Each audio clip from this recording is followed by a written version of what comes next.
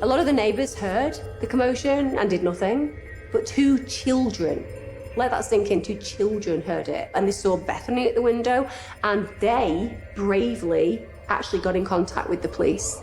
And the police would get there as quickly as possible, based on what they were being told. Bethany had been stabbed multiple times. In fact, it was 9 times, one particularly fatal stab wound to the heart. What they also found, tragically, was that DJ had also been stabbed upstairs 12 times.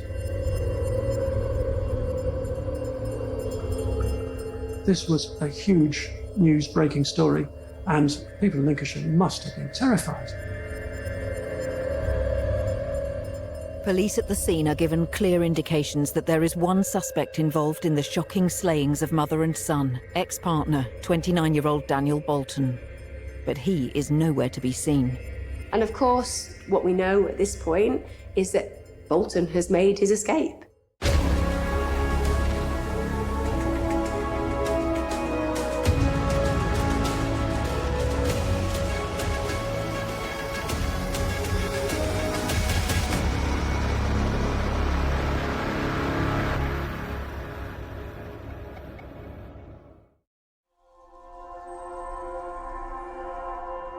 Louth in Lincolnshire is a really lovely market town. It's literally surrounded by the countryside.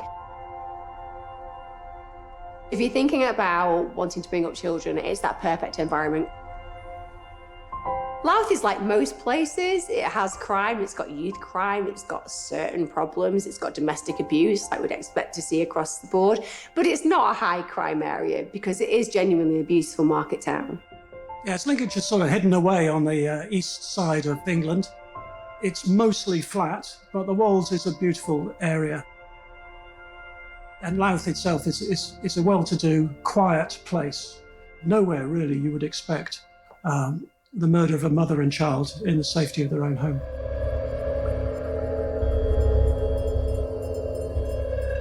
It must have come as a serious, serious shock to this nice area, full of nice people who thought they were living in a nice, safe place. The 2 young girls had bravely called 999 after seeing a man later identified as Bethany Vincent's ex-partner Daniel Bolton forcing his way into her home. You can imagine the scene as the police entered the house with the door gaping to see Bethany stretched out on the floor, covered in blood, and Bolton and Bethany's 9-month-old baby crawling around, clearly distressed, knowing violence had taken place to her own mother. Her 9-month-old child is next to her, basically in a situation of distress, and clearly they go and look in the other rooms to see whether the perpetrator's still there, and they find DJ, who's been horrifically attacked. Bethany had been stabbed multiple times. In fact, it was 9 times, one particularly fatal stab wound to the heart, which is, unimaginable for anyone to think about. The truth is, the violence and the blunt force trauma that she endured demonstrates that this was not a crime of passion in a moment. This was a protracted, drawn-out assault for several minutes. A tragic scene, and officers that went to that scene said that was the most traumatic scene that they had ever been to. Police are entering the golden hour of investigation. They need to officially identify the victims, then move quickly to apprehend a dangerous perpetrator at large. Part of the role of a police officer is to deliver what's called a death message. And this is something you never really forget. You're bursting into someone's life as a police officer, knocking on that door and explaining to them that somebody in their life has died. And when you think of what you're telling them in this particular circumstance, it's not natural causes, it's not because of age, it's not because somebody's expecting it. It's a death which has been caused in the most horrendous and tragic circumstance. And the officers, I'm sure, will have found that incredibly difficult, but the most important people here are the family. It's almost impossible to compute how it would be answering the door and having police officers standing there, because automatically anybody knows that they're going to deliver really terrible news. But Bethany's family know that probably the likely reason why they stood there is because something terrible's happened to Bethany. I don't think for one moment they could have imagined that they were going to be faced with the news that it was Bethany and DJ who'd been murdered. And ultimately, your life dissolves. Everything that you ever knew will never be the same. The future that you hoped for will never exist. And you'll spend eternity essentially trying to put back the pieces of your life that have been decimated by these kind of experiences. As the police investigate the scene, they rescue Bethany and Bolton's 9-month-old baby. They then call in forensics. Officers will then call in to say what they have found. A double murder at that particular time. Specialist crime scene officers will come in for the forensics. Murder teams will come and do the CCTV trawling. But also there will be other officers, the uniform officers, searching for the suspect, searching for Bolton. 29-year-old prime suspect Daniel Bolton has fled the scene. As Bolton leaves the house, having killed both DJ and Bethany, he is seen by a member of the public again. There was a witness who saw Daniel Bolton calmly walking down the street smoking a cigarette. As though this was a normal thing that had happened. And he turned to that person and says, somebody needs to call the emergency services because somebody has been stabbed in there. You know, that kind of very scary, kind of callous, but also calm personality that he was showing at that time, you know, is the signs of an incredibly dangerous individual. The police are obviously very concerned about the fact that there is a very violent offender on the loose. They know that he's responsible for a double homicide. So they will want to look at the CCTV as quickly as possible to try and work out in which direction Bolton has left the scene. When a violent offender is stressed, they become more violent on the whole.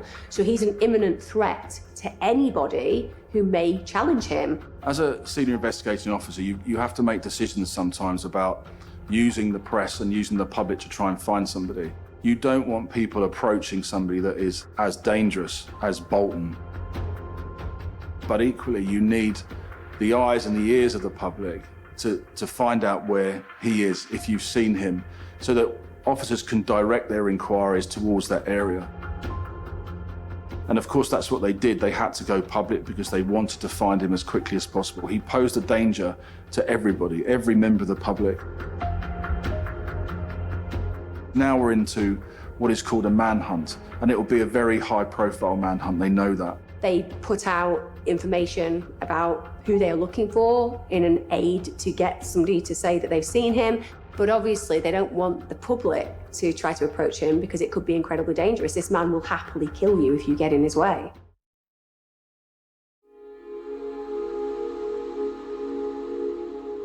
On the 31st of May 2021, on a quiet evening in the small town of Louth in Lincolnshire, England, an extremely aggressive Daniel Bolton kicks down the door of Bethany Vincent's house and brutally murders both Bethany and her 9-year-old son, DJ. Bethany Vincent was daughter to Caroline and Darren. They came from a really close family. Growing up, she was absolutely adored. She was a loved daughter in a loving family, hardworking parents, and a nice family unit. In her teens, she had a relationship with a young man called Kieran Henson, and when she became pregnant at 16, they were both delighted, and her parents were delighted. As is the case with a lot of young love, it didn't go the distance. But in spite of that, they had a really good relationship. And I think that, again, is testament to somebody with really good morals and ethics and a really good foundation of support. She was said to be a very loving and caring mother, loved the people around her who loved her too. She was a really good mum to her son. DJ was absolutely adored. He had some complexities. He was autistic and he had issues communicating, but genuinely, he lit up every room and the family adored him. He had a fantastic gift for numbers and dates. You could ask him any date in time, say 13th of February 1984, and he would tell you immediately what day of the week it was. He was just a cracking kid. She was devoted as a mother. That's what people say about Bethany, that one of the things that stands out about her is that her primary role and goal in life was to be the perfect mother, and she was. Kira was very active in looking after DJ. They were co-parenting. She was a very loving mother, and her friends adored her. So she was just trying to get on with her normal life in circumstances which everybody finds themselves in. Clearly, Kieran was very invested and involved in DJ's life. That meant that she had a level of freedom to her life. So she went out and she had fun, she partied, she enjoyed hanging out socially. She was a fun-loving person. So perhaps, arriving as she did in her mid-20s, she was still hoping that maybe she'd find someone in love, and was on the dating website Tinder. She came across a picture of a man whose face she liked, and she made the decision to swipe right. That was a fatal decision, because that man was Daniel Bolton. Daniel Bolton is somebody that I believe was just born bad. I think some people are born with a predisposition of malevolence, and he ticks all the boxes. Daniel Bolton was a disturbed man, no question. He had a very bad upbringing. He was brought up by his father, who was a drunk. Bolton's life before he met Bethany was very checkered. He was known to mental health services way back to 2004. Heavy drinker, a heavy gambler. He had a fierce temper. He had a string of convictions, and he was consumed by rage and jealousy. Bolton had a criminal history involving assault on multiple police officers. He was involved in armed robberies, and he was involved in very abusive relationships with women in the past.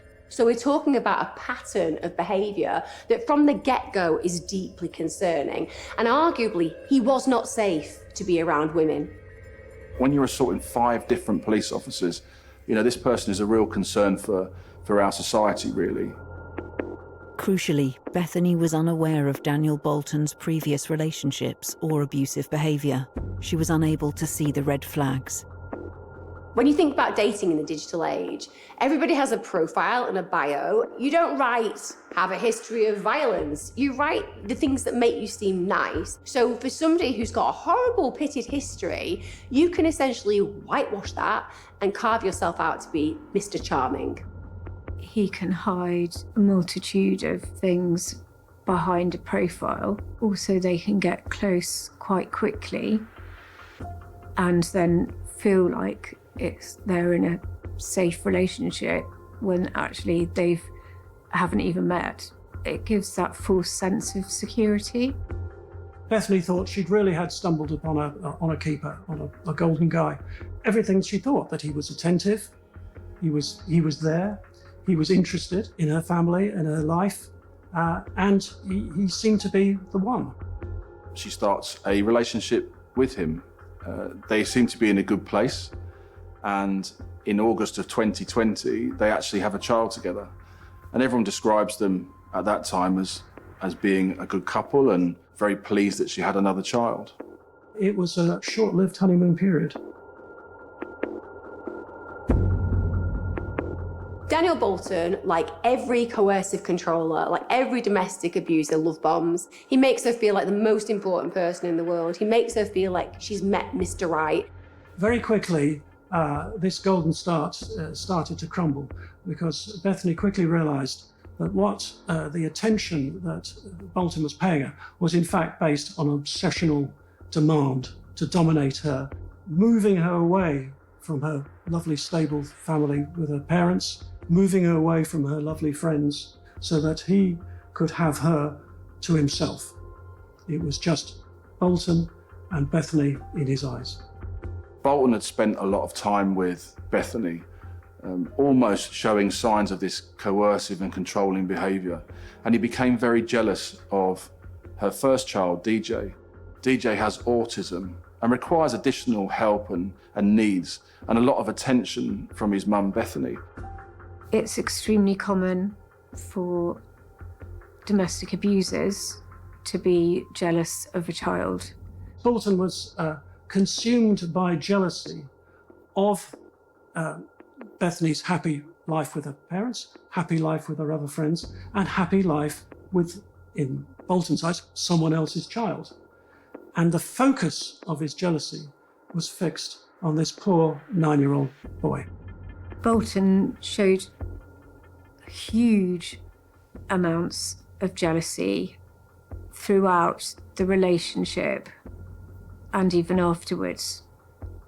He seemed to be jealous of her job, jealous of her family, jealous of her son, jealous of anything that meant that he didn't have that control.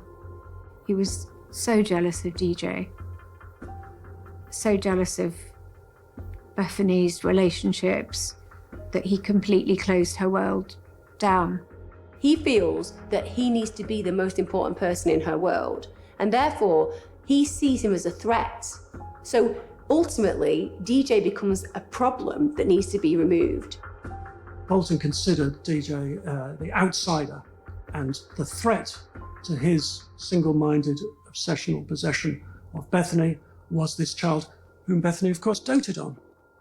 And he was convinced that DJ's autism didn't exist at all, and that the problems associated with autism was just deliberately made up by DJ to attract attention. Shortly before the country goes into lockdown in 2020 due to the coronavirus, Bethany discovers she is pregnant with Daniel Bolton's baby. Far from this bringing the young family closer together, it seems to intensify Bolton's dominant and unpredictable behaviour. It must have seemed to her that this would cement the relationship and calm Bolton down. In fact, it was completely opposite. Bolton thought that this new baby should be the number one priority. It seemed to give Bolton this greater sense of power within the household. He even thought at one point that DJ, who had autism, could pass that on to the child that he and Bethany had. A ridiculous concept, but this was things that were going round in his mind. On one hand, he's saying DJ's faking the autism. On the other, he's saying that he's a danger to their new child because he has autism. So he can't win. This innocent little boy cannot win. He actually said to Bethany, why don't you get rid of DJ? Send him away or give him to somebody else. I mean, that concept to a mother who's been looking after her child is very difficult for most people to comprehend, but it shows the level of jealousy and the level of hatred that he was showing towards a child at that particular stage in their relationship. He even starts talking about things like wishing him dead, feeling that ultimately if he wasn't there, they wouldn't have a problem. The fact that he wants to destroy the relationship between Bethany and her son, as opposed to help it become even stronger, that is the mark of a very jealous individual, a very weak mindset, and somebody who has a malevolent intent.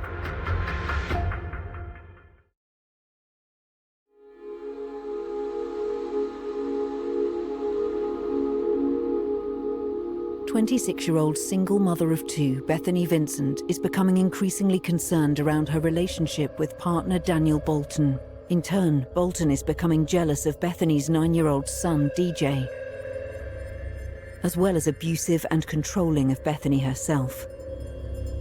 Bolton's relationship with Bethany deteriorated very quickly. He would stop her from seeing people, even made her quit her job. To give up her job, she lost a lot of that independence, and that further isolated her, and she was then all his.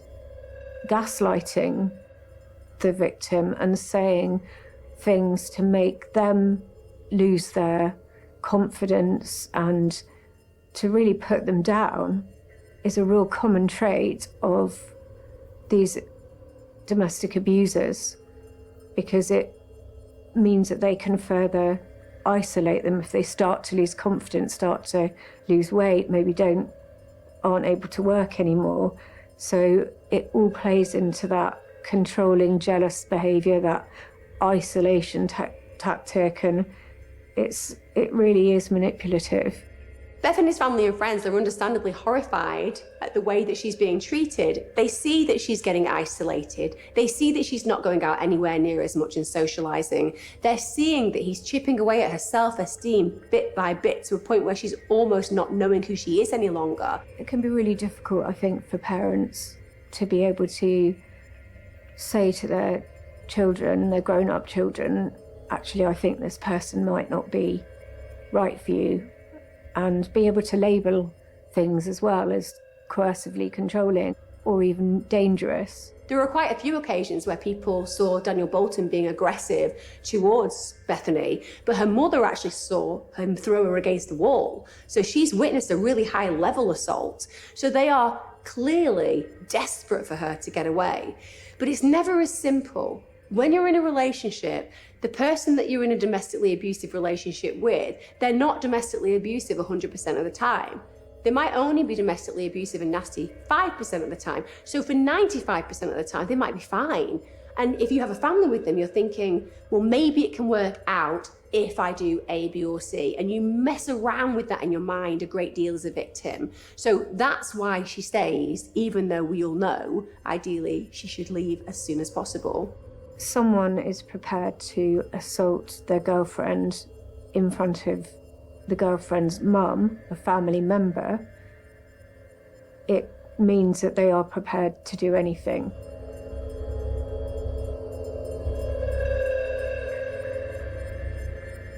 Domestic abuse is extremely prevalent. We lose around 100 women a year.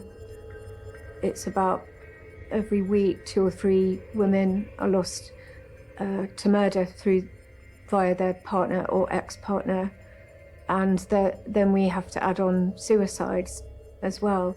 After suffering 2 years of physical and emotional abuse, it's time now that Bethany says, well, I've got to stop this, and she goes to the police to obtain a restraining order against Bolton. A restraining order puts constraints on people. It's a very, very powerful piece of legislation and a powerful piece of paper to stop somebody coming near you, harassing you, whatever the circumstances of the case are.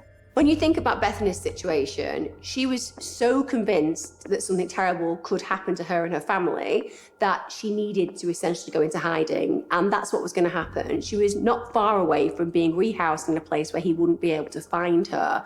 Unfortunately, it feels as if he gets wind of this and he finds out that that's the plan, and ultimately that knowledge is what seals her doom. When we look at people separating, because separation is such a high risk factor and is the time when we see a lot of harm or murders, we talk to people about leaving safely, and that would mean ensuring that the offender doesn't know that you're going to leave them. Bolton was being housed in a hostel at the Salvation Army, some miles away. All the money he could lay his hands on was being spent mostly on drink, but on drugs as well. It was difficult to see how he could possibly be reintegrated into any family situation. Bethany is now to move to a undisclosed location, supported by the police and local authority and courts, somewhere where Bolton will not be able to find her, not be able to contact her. And this is also known to other people as well, friends who know and are trying to support her through these terrible times. Now, you can imagine just how seriously the police must have been worried about the level of impending violence. She thought for the first time, I've got a chance of getting out of this with my children to a safe place. But unfortunately, before she even makes it to that location, Bolton finds out about this plan and starts bombarding her with more and more messages. What we see is Bolton sticking to the behaviour that we've seen prior to this, which is bombarding her with lots of messages, begging for her to take him back, saying that he can't go on without her. He was stalking her, bombarding her with 900 text messages. It takes time to send 900 text messages, and that is a choice to do that and to stalk someone. Now, 900 messages tells me fixated, obsessed, and a stalker, but that is an absolute bombardment and will terrify her.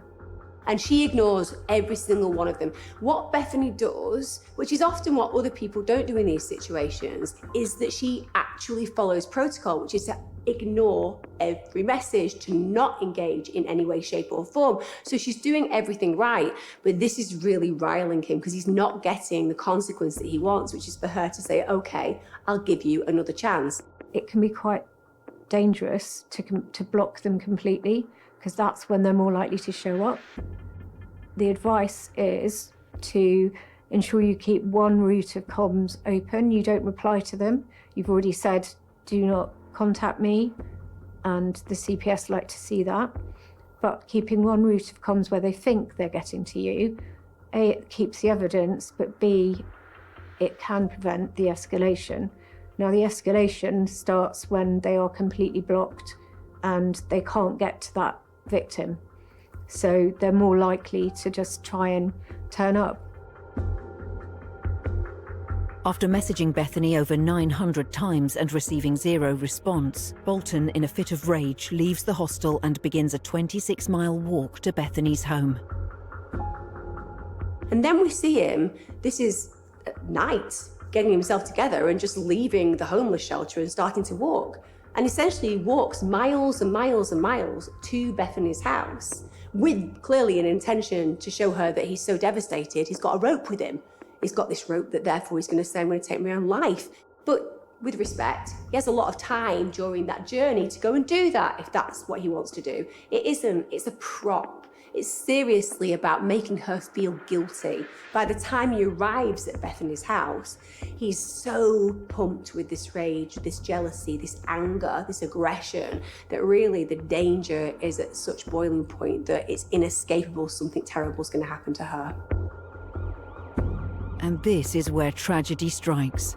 At 8 p.m. on the 31st of May 2021, Daniel Bolton forces his way into Bethany Vincent's flat, stabs both Bethany and her 9-year-old son DJ to death, then flees the scene before police arrive. One of the big problems in this situation is that actually the neighbours get really used to Daniel Bolton just turning up, hammering on the door, demanding to be let in. To them, that's actually something that happens so regularly that they don't even feel that concerned when he comes and turns up. But what we all know from the outside looking in and recognising what plays out in this crime is that this is building up to a point where he's going to explode. This is building up to a point where if he doesn't get his own way, then he's going to create the ultimate scenario so that no one else can ever have the woman that he pretends he loves. The police make the decision to alert the media to Bolton's escape in an effort to broaden their search. It's imperative for everyone's safety that he is caught. Understandably, at this point, there's a massive manhunt because it's now made the national news that this poor woman and her son have been murdered brutally, and everyone is interested in bringing him to justice as soon as possible. The police in all locations locally are on the lookout.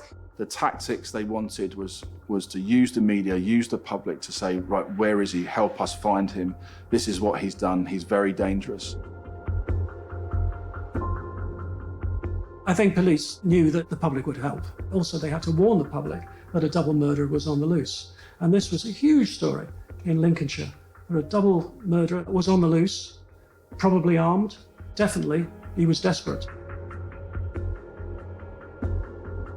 The night that Bolton killed Bethany and DJ, he spent the night in an empty bungalow that he broke into.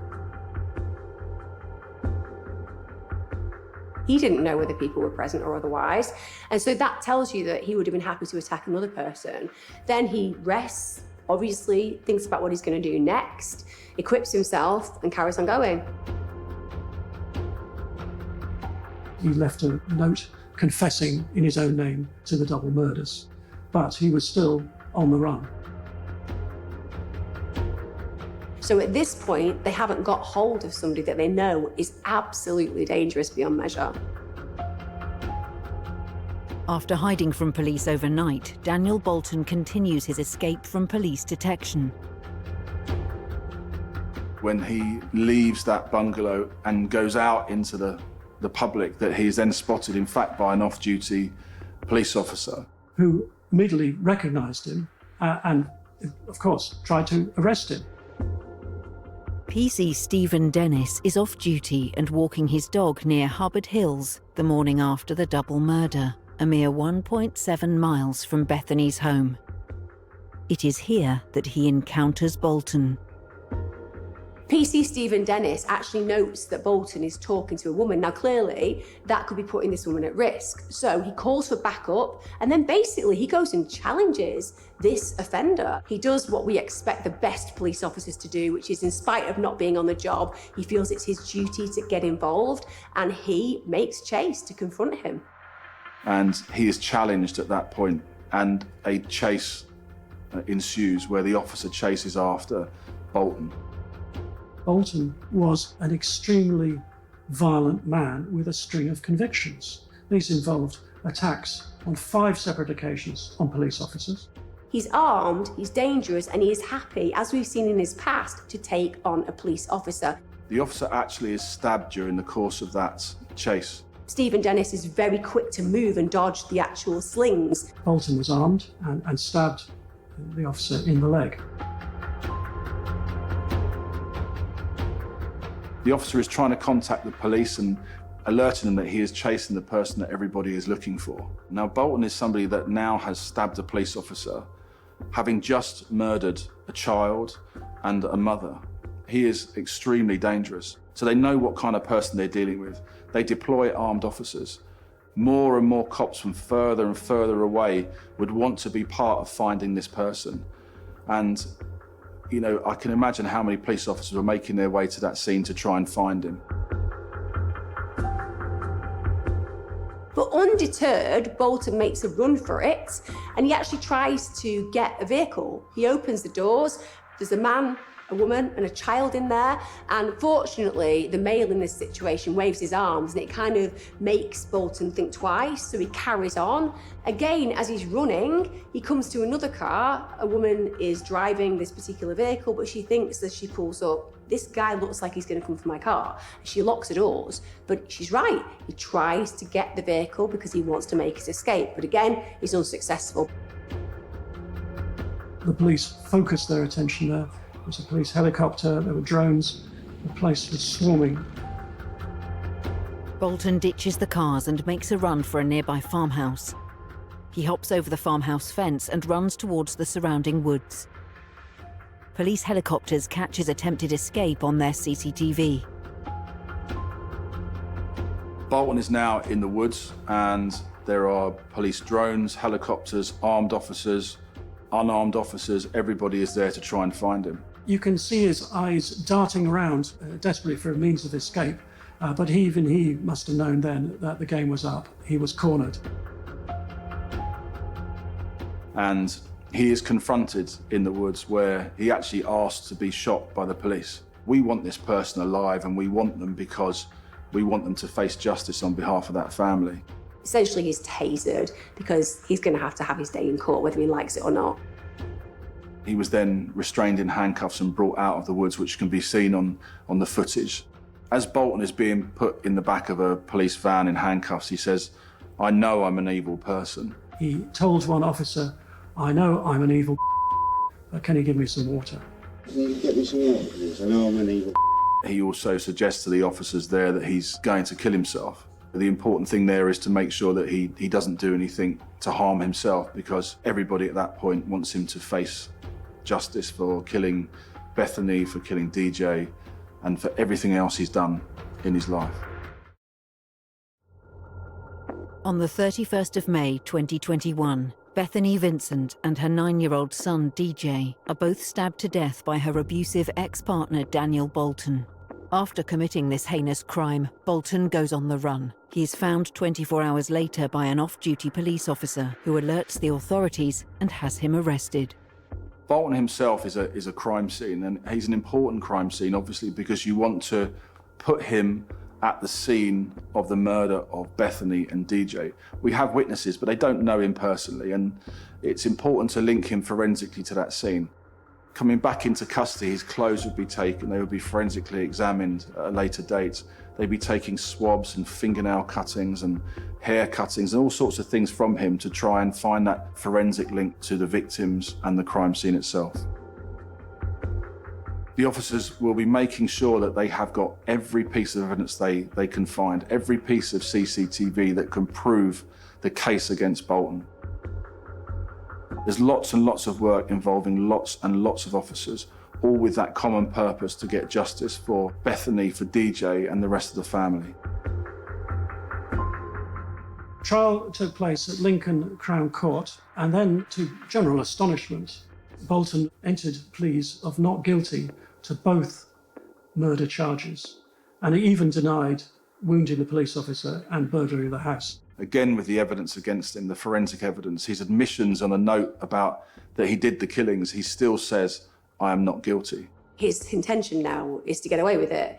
And the best way to get away with something is to try to suggest that you just were not in your right mind. After initially pleading not guilty, Bolton's legal team persuade him to take a more realistic approach, and he pleads guilty to manslaughter. And he changed his plea to still maintaining not guilty to murder, but pleading guilty to manslaughter on the grounds of diminished responsibility. Because he says that his mental health plays a part in what he did and he had no control, essentially. It's inescapable for him that he carried out the attack. What he's trying to do is escape the responsibility of it being considered murder. He said that his damaged upbringing was responsible for what was known as a dissocial personality disorder, and that even though he had carried out the crimes, he was not responsible for them because of his mental state.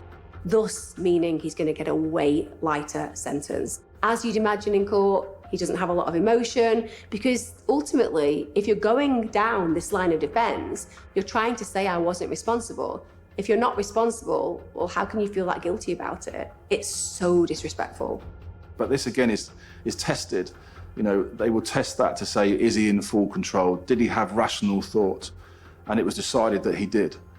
And he was found guilty of the murder of Bethany and of DJ. When the jury came back, and they came back quickly, it was a guilty verdict, and essentially that was because the prosecution had an incredibly strong case. Unfortunately, it means that Bethany and DJ at least got some justice. There was no possible example of a man suddenly losing control.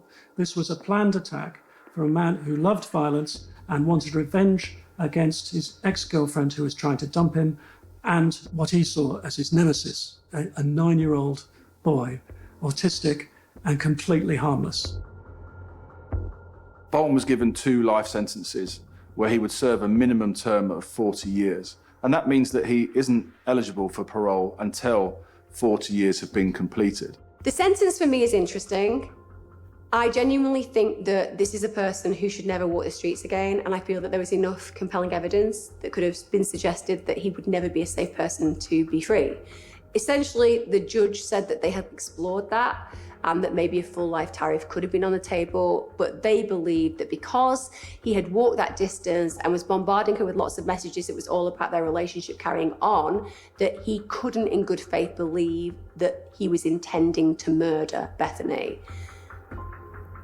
Personally, if he hadn't intended to murder Bethany, Bethany and DJ would still be alive. The judge also took the unusual step of excusing each member of the jury from further jury service for another 5 years on the grounds that the horrific details that they'd had to sit and listen to and pass judgment on were so upsetting that they should not be subjected to another trial. Where Bethany is concerned, and her family is concerned, there is very little else they could have done. He was a danger to women, to police officers, and clearly therefore to children. And unfortunately, that information didn't get passed down to Bethany before she made the decisions that she did to be in a relationship with this man. Maybe that's what Tinder profiles should come with, a check on the background of these kind of individuals. Domestic abuse is the great unsolved crime of our time, often behind closed doors with no one even aware of it.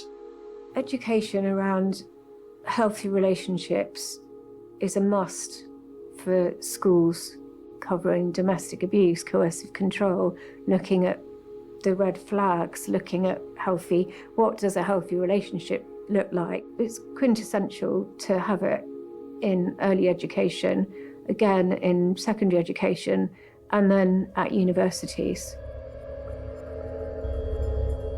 For me personally, it doesn't matter whether you classify Bolton as a sociopath or a psychopath or just say that he's got antisocial personality disorder.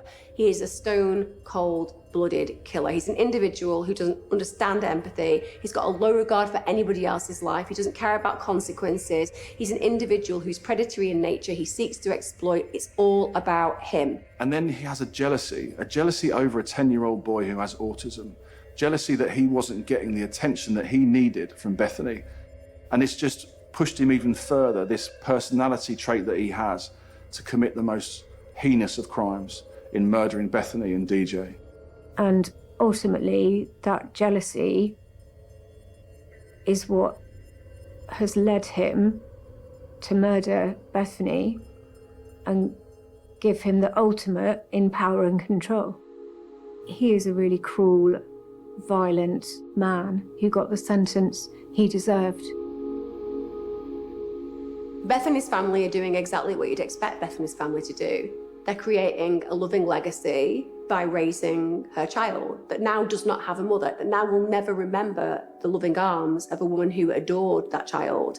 So the one thing that we know is that that child is in safe hands, denied a brother, denied a mother, but fortunately drenched in the love of a family that no longer have the capacity to love Bethany and DJ in an open way as they should be able to. Instead, it's all directed towards that child, which means they'll grow up in a beautiful place with beautiful people. Bethany and DJ lived as they died, loving each other. They were a united, connected family. She was devoted to him and he was devoted to her. He was a special little boy with a special family who adored every inch of his being. And whilst it's sickening and saddening and terrifying to imagine that people like this are killed in such horrific ways, the only comfort I take from it is that I believe that both of them are together and together in a far better place. Together in a far better place that somebody like Bolton will never have the privilege of seeing.